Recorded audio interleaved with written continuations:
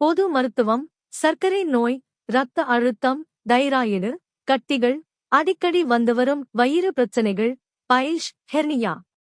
இவை எல்லாவற்றுக்கும் ஒரு நம்பகமான தீர்வு.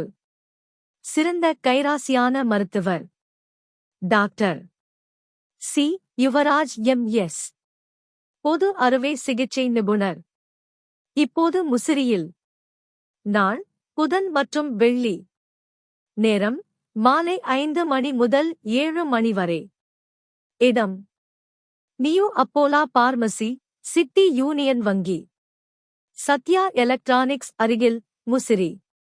முன்பதிவுக்கு அழைக்கவும் 73 73 73 0223 9342414887.